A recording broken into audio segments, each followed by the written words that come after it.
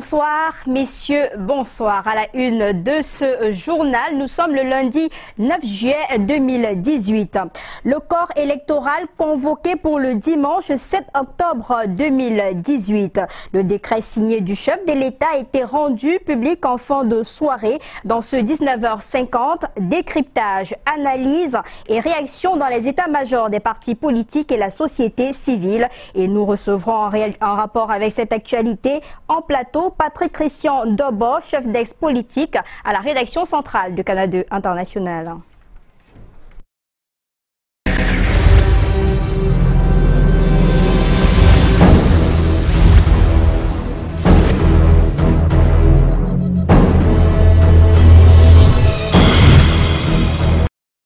On le sait, depuis cette fin d'après-midi, les électeurs sont appelés aux urnes afin d'élire le président de la République. Ce sera le 7 octobre 2018. Le décret a été rendu public en fin de journée. Le décret a justement été signé dans la ville de Yaoundé où nous allons retrouver immédiatement Brand Kamga. Bonsoir.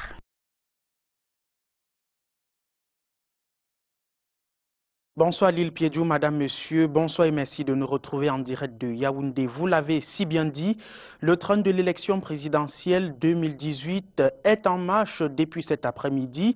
Le calendrier est tout aussi chargé, ce qui donne donc à savoir ce qui va concrètement se passer. Ghislain Piaïsono.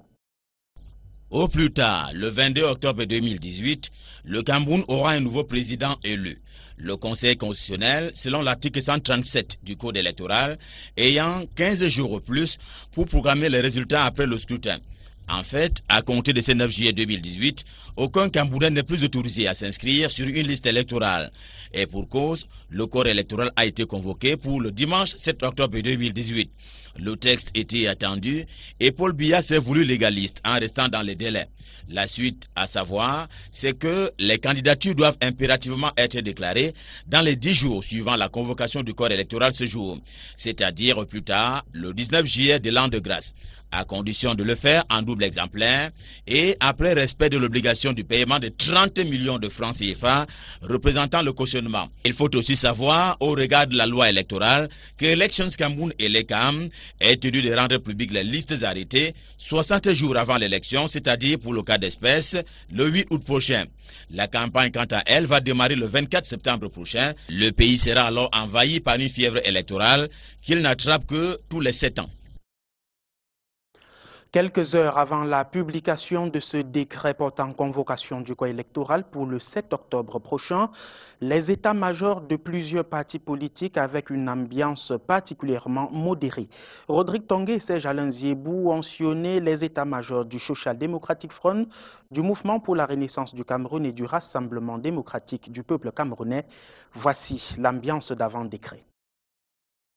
Le chef de l'État disposait encore de 7 jours pour convoquer le corps électoral de la présidentielle 2018. Paul Biya a choisi d'anticiper. Au sein des états-majors des partis politiques, on savait déjà le temps court. Le cas du siège régional du SDF à Yaoundé. Ici, les choses se mettent en place pour la création du quartier général calqué sur le modèle de Douala. Mais déjà, le site est brandé aux photographies du candidat. Et des fiches pour volontaires engagés pour la campagne sont établies et n'attendent que des demandeurs. Quelques éléments de langage déjà affinés. Au SDF, l'on est rendu à la recherche des fonds de campagne. Pour nous, on doit avoir au moins 1 milliard pour faire les élections. Donc nous avons adopté la méthode Obama. C'est-à-dire que les populations s'approprient que c'est leurs élections. Sur place, on vend même déjà le site web Joshua 2018 au public. À 2 km de là, à l'autre rive du lac municipal, au siège du comité central du RDPC, la préparation de la période post-convocation du corps électoral est plus discrète, quoique la machine soit en route. Oui, effectivement, il est en préparation, n'est-ce pas, une campagne, des éléments de campagne électorale, mais qui seront connus le moment venu et qui sont dévoilés par celui qui sera le candidat. S'il ne nous appartient pas, en tout cas il ne m'appartient pas à mon niveau de vous en parler. Cette statue renseigne bien sur l'identité du candidat, Paul Biya, qui en tant que président national du Rassemblement démocratique du peuple camerounais, est de fait et de droit le candidat du RDPC. Le professeur Dembi Mbe l'affirme sans réserve, foi de militant. Pour le reste, il y a également des actions de formation qui sont entreprises auprès de certains de nos camarades dans la perspective des élections. Au siège du MRC au quartier Odia, c'est porte close ce lundi. Toute la technostructure du parti est en route pour l'extrême nord. Une des figures importantes fait néanmoins le point. Le corps électoral convoqué, nous allons réajuster notre manière de fonctionner. Ailleurs, au sein des partis politiques moins nantis ou peu structurés, l'on pense aux fonds nécessaires pour la caution, les 30 millions préalables avant toute mobilisation, dès le lendemain de la convocation du corps électoral. Voilà qui est bien dit. Tout de suite, réaction et décryptage de cette convocation du corps électoral avec vous, Lil Piedjo Adouala. On se retrouve dans un instant pour la suite de l'actualité. Et justement, cette convocation du corps électoral ce jour a suscité de nombreuses réactions au sein des partis politiques. On en parlera dans un instant. Le temps pour nous de recevoir Patrick Christian Dobo. C'est le chef d'ex-politique à la rédaction centrale de Canal 2 International. Patrick Christian Dobo, bonsoir et bienvenue. Eh bien, bonsoir Lil Piedjo, bonsoir à nos téléspectateurs ce soir. Alors Patrick, il n'y a plus de doute sur la tenue de l'élection présidentielle au Cameroun. Oui, voici donc venu le temps de cette élection présidentielle, tout au moins à partir de la convocation de ce corps électoral. Plus de temps pour les doutes, plus de temps pour les supputations et les calculs de tout ordre. On est véritablement rentré dans cette période de fièvre électorale, surtout parce qu'on doit pouvoir se le dire, le rendez-vous, il était attendu et on peut aujourd'hui constater que dans la démarche habituelle du chef de l'État, il est resté dans les normes de la légalité. Ghislain Pierre-Essonneau le disait encore, on pouvait encore attendre quelques 7 jours, une semaine, comme l'a mentionné à l'instant Rodrigue Tongué. Le chef de l'État a choisi d'anticiper. Cela fait partie des habitudes de l'homme lorsqu'on scrute effectivement les réactions et les actions qu'il pose souvent dans les mouvements électoraux chez nous. Et donc, lorsqu'on a fini de le dire, il faut surtout dire aussi que la loi l'adoption de la loi portant prorogation du mandat des députés avait laissé entrevoir déjà le souffle de la convocation de cette élection présidentielle. Et puis les mouvements au sein des formations politiques, notamment le parti au pouvoir, laissaient transparaître comme une préparation pour la grande campagne et pour la grande élection, l'élection présidentielle. Et comme conséquence immédiate, on peut donc se dire que malheur aux retardataires ou bien à ceux qui avaient pensé éventuellement qu'on ne serait pas dans ce contexte. Et pour cause, les bureaux de l'ECAM, tout au moins pour cette élection présidentielle, sont définitivement fermés pour ceux de nos compatriotes qui n'ont pas pu le faire avant cette convocation. Mais Patrick Christian Dobo, quand on parle d'élection présidentielle, c'est un moment fort, mais surtout de nombreuses incertitudes quand même. Oui, toute élection a la vérité des urnes. Et lorsqu'on parle des urnes, avec la proximité de l'isoloir, on ne peut pas être dans le secret de ces urnes. Donc, beaucoup d'incertitudes et surtout parce qu'il s'agit tout de même de l'élection du président de la République, Lil Piedjo. Le président de la République, quand on connaît qu'il incarne la plus haute institution de ce pays avec la concentration de pouvoir qu'on a au sein n'est-ce pas, de cette institution-là, on peut bien dire que c'est une élection à la fois sensible, mais aussi une élection de toutes les incertitudes. De toutes les incertitudes, certainement au regard du contexte dans lequel nous vivons. Depuis un certain nombre d'années, notre pays est victime d'un certain nombre d'agressions.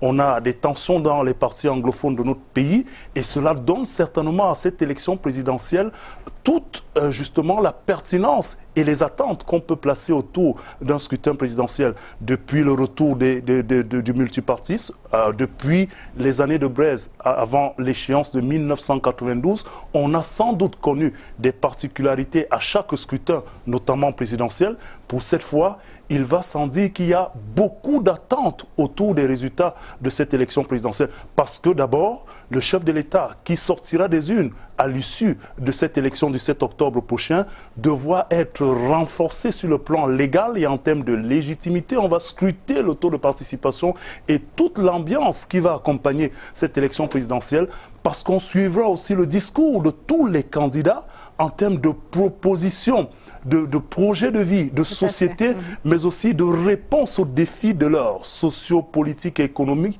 pour projeter notre pays vers ce développement qu'on a toujours clamé et qui est toujours attendu. Et en fin de compte, on va... le Conseil constitutionnel. Oui, et en fin de compte, on va donc voir le Conseil constitutionnel à l'œuvre tout au moins pour cette élection présidentielle, la première du genre. On l'a déjà vu avec les sénatoriales. C'est donc dire que la fièvre électorale s'empare de notre pays encore un peu plus après l'avant-goût qu'on a eu lors des sénatoriales, et on va certainement scruter pendant de longs mois et pendant de longues périodes cette élection présidentielle de toutes les attentes. Et pour terminer, Patrick Christian, qu'est-ce qui va se passer selon vous au sein des partis politiques à partir de demain? Alors, malheur à ceux qui viendront nourrir la poule le jour du marché, on a envie de le dire. Une chose est certaine, c'est qu'on a vu bien d'états-majors déjà en campagne avant la campagne. La période préélectorale était quasiment déjà ouverte. Certains sont quasiment à l'œuvre déjà, et on va certainement scruter les stratégies mises en place par les différents états-majors, par les formations politiques, pour espérer voir du discours qui va se dégager avec le défi sécuritaire qui se pointe à l'horizon. Et on ne peut pas seulement envisager le défi sécuritaire. Au-delà de ce défi sécuritaire, il y a toute une nation qui cherche à remettre en selle cette notion de vivre ensemble qui semble lui faire défaut. Et en cela, il faudra proposer aux Camerounais des solutions qui rentrent dans le bien-être tant recherché par nos compatriotes. Mais on a également évoqué un défi majeur au niveau d'Elections Cameroun, l'organe chargé d'organiser ces élections au Cameroun avec les nombreuses crises enregistrées là. Il faudra se mettre à l'œuvre à partir de maintenant. Oui, on avait cru que l'ECAM avait peut-être un peu plus de temps, même si on envisageait cette élection présidentielle qui arrive. Il faut surtout dire qu'entre le potentiel électoral de notre pays et les réalités des chiffres déclarés par l'ECAM, on va voir en termes de participation ce que l'ECAM aura réalisé en termes de participation, mais surtout de mobilisation, parce qu'au-delà des inscriptions, on va aussi regarder la capacité de nos compatriotes à se déplacer le jour du scrutin. C'est une élection assez importante, l'élection présidentielle, parce qu'elle décide de celui qui tiendra les rênes. Et c'est celui-là qui fixe les orientations socio-économiques et politiques de notre pays. Cette concentration de pouvoir au sein du président de la République donne une dimension exceptionnelle à cette élection présidentielle. Elle était tant attendue et les yeux du monde, les yeux du continent seront désormais rivés vers le Cameroun dans une période assez délicate pour la marche de notre pays, mais qui devra certainement s'en sortir avec un président de la République réconforté ou alors nouvellement élu et bien dans sa posture pour affronter les défis de la nation et du Cameroun. Et parlant des défis, avant de vous laisser partir, on a la situation sécuritaire dans les régions anglophones du Cameroun et la question qui taraude les esprits. Comment est-ce que cela va se passer maintenant que le corps électoral est convoqué? Ben écoutez, vous avez dans ces partis une réalité qu'on ne peut nier. Il y a des tensions qu'il va falloir gérer. Encore plus en cette période électorale, on a toute l'obligation de mettre en communion toutes les entités et tous nos concitoyens qui se trouvent dans cette région-là. C'est certes un défi titanesque pour les organisateurs de ce scrutin, mais c'est surtout à partir de la capacité de cette organisation à fédérer un maximum de nos concitoyens, même dans ces partis sous tension. Imaginez bien qu'il y a certes les tensions dans les régions du nord-ouest et du sud-ouest, mais on ne peut pas oublier les velléités de ces attaques, n'est-ce pas, qui nous viennent de l'extérieur dans les parties septentrionales, avec quelques tensions vécues, même si c'est à une échelle minimale dans la partie orientale de notre pays. C'est un ensemble d'éléments que le Cameroun n'avait pas vécu en son temps. Les années de Brest de 92 étaient certes assez chaudes, mais c'était surtout un bouillonnement d'idées et surtout une volonté de voir un certain nombre d'idées sur la place publique. Notre pays, en ce moment-là, avait évidemment un contact avec le multipartisme, le retour au pluralisme qui a valu en cette période-là de vives tensions, mais on n'en était pas arrivé au niveau de tensions qu'on vit actuellement. Et donc cette élection présidentielle arrive comme un défi titanesque, pas seulement pour les organisateurs, mais pour tout le peuple camerounais, parce qu'il faudra vivre avec beaucoup d'attention, mais surtout beaucoup de minutie, ce moment fort de l'histoire de la jeune démocratie de notre nation. Merci Patrick Christian Dobo. Je rappelle que vous êtes le chef d'ex-politique à la rédaction centrale du Canada International et bien évidemment vous reviendrez sur cette actualité. Ce sera dans les éditions à venir, notamment le regard sur l'actualité. Merci d'être passé. Et on aura certainement dans quelques instants les réactions des hommes politiques, probablement à la fin de ce programme, de cette édition spéciale du journal. Le temps pour nous de prendre les nouvelles de la région du Sud-Ouest, précisément dans la ville de Buea, où le calme est plutôt précaire depuis ce matin, après les multiples échanges de coups de feu entre les forces de défense et les sécessionnistes.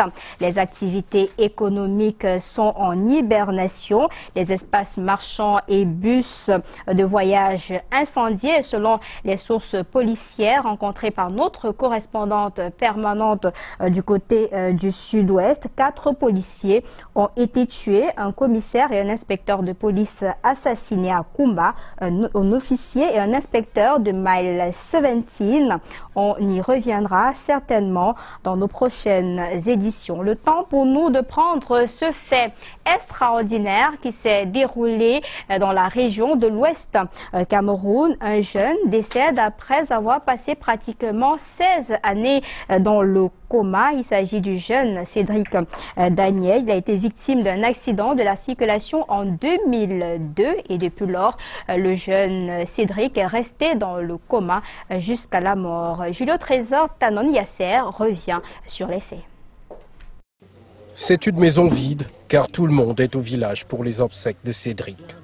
Cédric Daniel, percuté par une voiture en 2002 à Bafoussam, 3 mois après son hospitalisation à l'hôpital central de Yaoundé. Son cas est jugé incurable, les lésions du cerveau étant très profondes. C'est un combat permanent. Cédric Daniel est désormais cloué dans un lit. Ici quelques images d'archives tournées en 2006. Les conclusions écartent tout espoir et les parents rentrent à la maison avec leur fils dans un coma profond. Médicaments parlant, il n'y avait pas de médicaments qui pouvaient faire en sorte qu'il puisse se réveiller. Donc il fallait rentrer à la maison avec lui et continuer à prendre soin de lui, sans une quelconque assistance médicale, sans autres médicaments. Donc c'est donc ce que nous avions fait à cette époque-là. En 2002, en fin d'année 2002, nous sommes rentrés à Bafoussam et Daniel a été accueilli par tous ses frères et sœurs lorsque nous sommes revenus. Quand les enfants rentrent de l'école, ils me relèvent pour que je me repose. Parce que dès que les enfants rentrent de l'école, ils m'aident.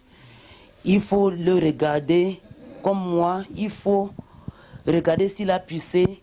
Et quand la nuit approche, on fait le garde de tout de rôle. Une situation que même certains médecins n'arrivent pas à expliquer. Vivre autant d'années couchés sans escar.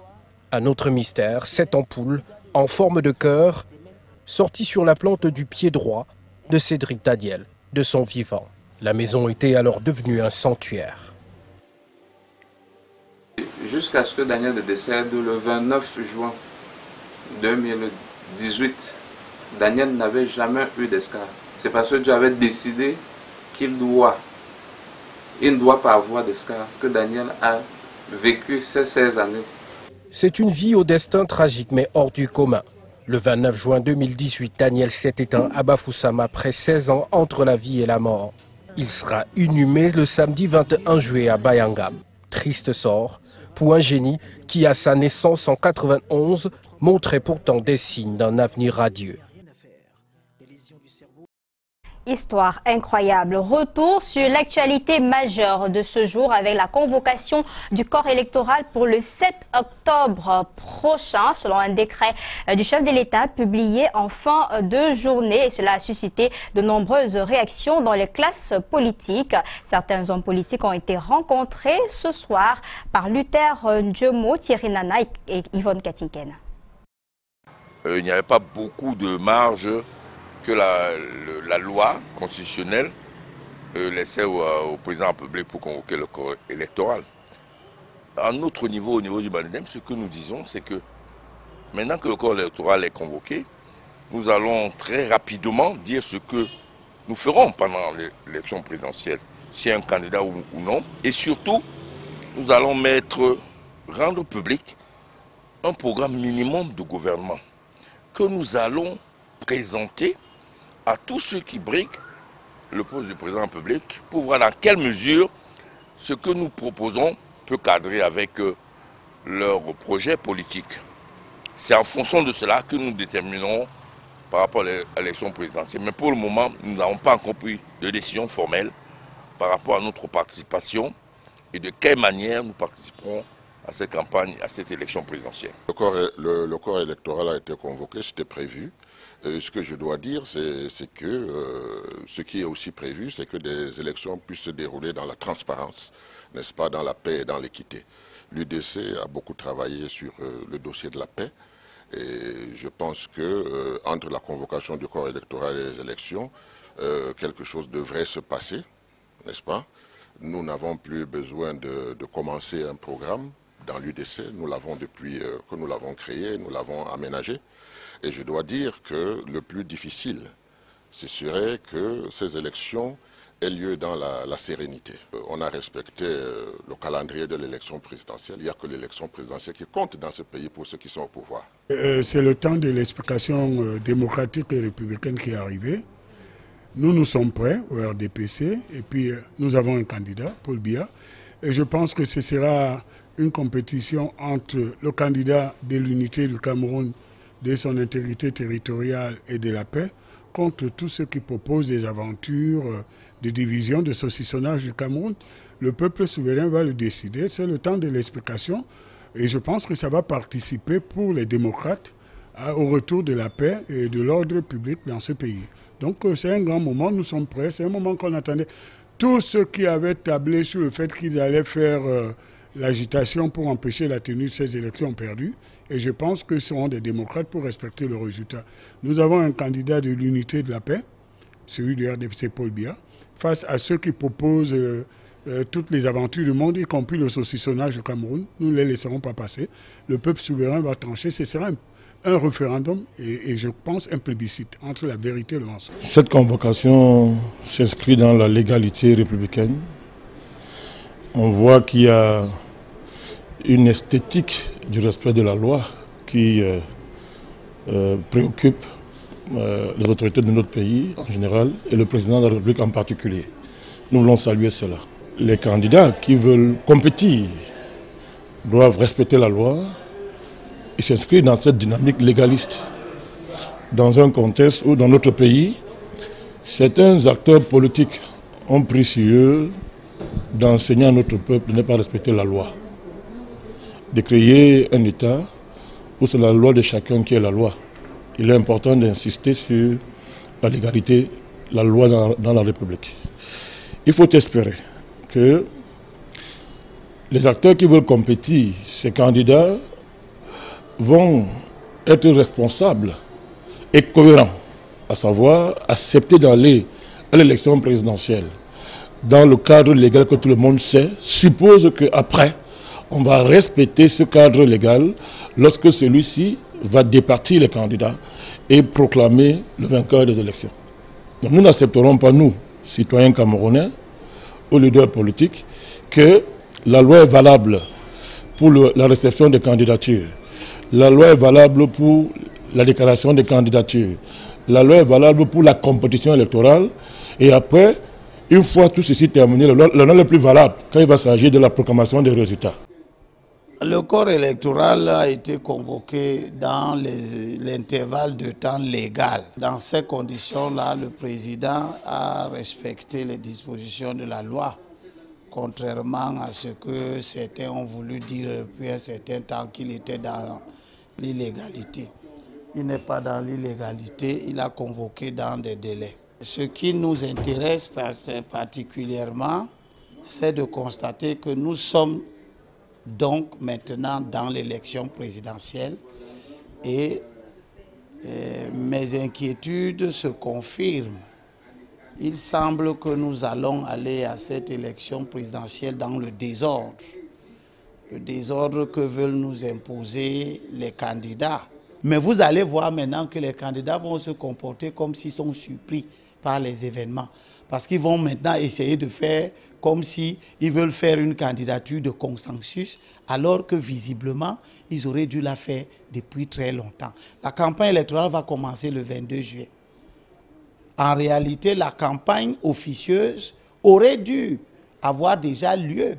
On devrait déjà être en train de parcourir tout le Cameroun pour soutenir le candidat de large consensus de l'opposition. On n'est pas en train de le faire. 15 jours à partir du 22 septembre pour parcourir 360 communes. Une opposition qui au total a 1947 conseillers municipaux. Est-ce que avec 1947 conseillers municipaux, on a en moyenne 3 conseillers municipaux par commune? Là où le RDPC, avec 8600 conseillers municipaux, a 24 conseillers municipaux par commune pour porter le message de leur candidat. Nous, on a seulement en moyenne 3 conseillers municipaux pour porter le message dans tous les coins les plus reculés de chaque commune.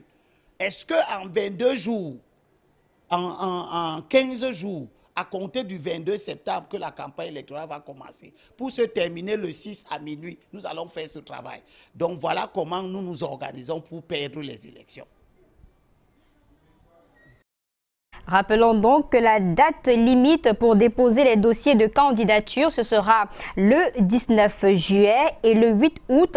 Le Conseil constitutionnel publie les candidatures validées. Le 24 septembre, c'est le début de la campagne et le 7 octobre, c'est donc le vote. Il faut dire que les bureaux seront ouverts dès 8 h et ne refermeront qu'à 18 h. La suite de ce journal, c'est à Yaoundé. On va immédiatement retrouver Bran Kamga. Rebonsoir.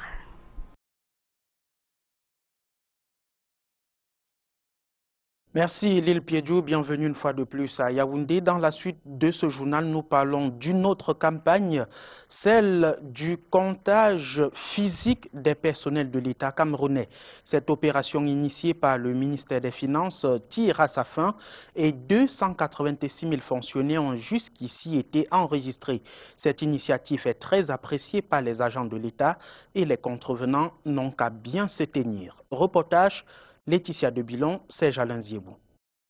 À quelques jours de la fin de l'opération de comptage physique du personnel de l'État, ils sont 286 000 agents déjà enregistrés, soit un peu plus de 92% de la cible. Au regard de ces chiffres-là, nous avons de bonnes raisons de penser que le personnel de l'État a adhéré à tous nos appels, à tous les messages qui étaient dirigés à leur endroit, les invitant à venir se faire recenser. À l'heure du bilan, les fonctionnaires dubitatifs au début sont désormais convaincus de la nécessité de cette opération. C'est une très bonne opération. Pourquoi? Parce que ça combat aussi la corruption, ça combat beaucoup de phénomènes dans l'administration.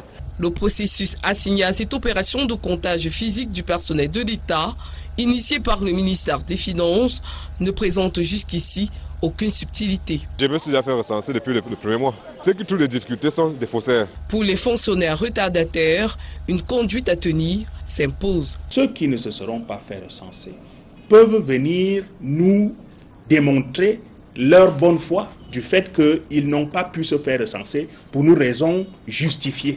Et ils pourront accéder à leur salaire. Mais si ces raisons ne sont pas justifiées, bien évidemment,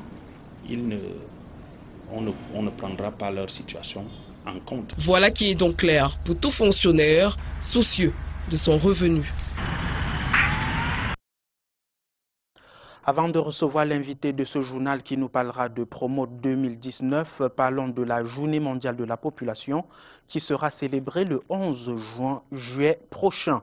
Au niveau du Cameroun, c'est la localité de Bétois, chef-lieu de la région de l'Est, qui abritera cet événement. Et en prélude à cela, le représentant du programme des Nations Unies pour la population au Cameroun a tenu une rencontre ce jour même avec le ministre de l'économie, de la planification et de l'aménagement du du territoire, des échanges qui visaient donc à mieux préparer la célébration de cette journée mondiale de la population le 11 juillet prochain. Sur le contenu de leurs échanges, je vous propose d'écouter Barbara Sow. Elle est au micro de André Marindia et Arnaud Ngefak. On est en train de travailler ensemble dans les thématiques de la santé et de la reproduction, premièrement. Le deuxième, c'était de parler de la journée mondiale de la population qui se prépare pour la cérémonie à Berthois le 11 juillet. Donc, on était en train de parler des différents éléments de plaidoyer, la préparation de comment on va s'organiser pour cette journée. Et c'était ça la vraie justification de cette rencontre. La première pour moi de rencontrer M. le ministre. À présent, l'invité de ce journal, le Palais des Congrès de Yaoundé, accueille du 16 au 24 février 2017 la 7e édition de Promote 2019 et avec nous sur ce plateau, le président de la Fondation internationale Interprogress qui est donc le dépositaire de Promote. Alors Pierre Zumbach, bonsoir, bienvenue. Bonsoir. Alors, l'édition 2019 de Promote, la 7e édition, où en est-on avec les préparatifs en termes d'acquis et de défis? Écoutez, Promote se prépare sur un an et demi. Pour les institutions importantes qui ont des procédures de validation, il faut plus d'une année. Pour les entreprises, en général, on peut faire en plus court. Et on peut dire qu'à ce jour, à 7 mois, comme vous l'avez dit, on a la moitié du site réservé, implanté. Donc il reste grosso modo 500, 600 exposants qui ont encore la négociation en cours ou à venir de la place. Alors, c'est le Palais des Congrès de Yaoundé qui va abriter cette 7e édition de Promote 2019. On sait que les parties hautes et basses accueillent les invités. On a eu, lors de l'édition 2017, un peu plus de 1000 entreprises invitées. En termes d'espace, est-ce qu'il n'y a pas ce risque que les derniers invités n'obtiennent pas des stands requis? Alors, il n'y a pas de risque proprement dit. J'explique brièvement que nous retrouvons pour la première fois depuis 2014 l'entièreté du palais, c'est-à-dire le bas et le haut, toutes les esplanades du haut, qui étaient prises en partie dans le passé par des travaux de rénovation du palais, par la Chine, et par le Sénat qui peut avoir aussi sa session dans les alentours. Cette fois-ci, on n'a ni l'un ni l'autre, et on retrouve les deux esplanades, bas et haut, et on a effectivement un peu plus de 1000 espaces. Le Palais des Congrès qui va donc servir, je le rappelle, c'est du 16 au 24 février 2019, de cadre pour cette 7e édition de Promote. La Fondation internationale Interprogress est l'entreprise mandatée pour l'organisation de cet événement. Et vous allez expérimenter le concept de collectivité territoriale décentralisée pour les expositions. Qu'est-ce qu'il faut comprendre par là concrètement? Alors, effectivement, c'est une édition qui évolue d'une façon pas tout à fait inattendue, mais il faut rappeler que nous sommes une structure d'accueil. Les entreprises et les institutions qui veulent s'exposer et participer à l'ensemble des activités de Promote, les débats, les rencontres, etc., le stand qui a sa force d'exposition, nous proposent. Et on remarque que cette fois-ci, il y a plus de demandes de collectivités. C'est des groupements. C'est pas forcément des collectivités territoriales. C'est des collectivités. La première, en importance probablement, le JICAM organise et anime un pavillon de l'industrie. L'industrie camerounaise est à l'actualité. D'ailleurs, la BAD fait de l'année prochaine l'année de l'industrie en Afrique, donc on s'accroche à ça, et ça sera une collectivité probablement de, je sais pas, 80 à 100 exposants camerounais qui viennent expliquer leur savoir-faire d'industriel. Pierre Zumbach, merci d'être venu sur ce plateau. Je rappelle que vous êtes le président de la Fondation internationale Interprogress, l'entreprise mandatée pour l'organisation de Promote 2019. Merci d'être venu. Merci à vous. Nous sommes en direct et je rappelle donc que cet entretien a été réalisé juste avant le début de ce journal. Dans la suite, nous parlons de ce fait triste qui s'est déroulé dans la localité de Ntui, chef-lieu du Mbamekim, région du centre. Il s'appelait Adamou, jeune piroguier, mort il y a quelque temps à la suite d'une noyade. Il aurait ingurgité un cocktail de whisky en sachet avant de perdre le contrôle de sa pirogue. Son corps ne sera retrouvé que 5 jours plus tard. Récit Delphine Fonkouteni. Ici, le corps sans vie d'Adamou Vogo, pêché dans les eaux du fleuve Sanaga. Celui qui aidait les passagers à rallier les deux bouts de ce fleuve via une pirogue se serait drogué avant de prendre la route. 17h30, il a bu 3 Mopawo, le Nescafé, 5, il a mélangé dans le gobelet. C'est-à-dire ivre. Il veut traverser pour aller à la Léquier. Il a commencé à insulter les sœurs qui sont là, il a pris la rame, en traversant, il part, il tombe dans l'eau.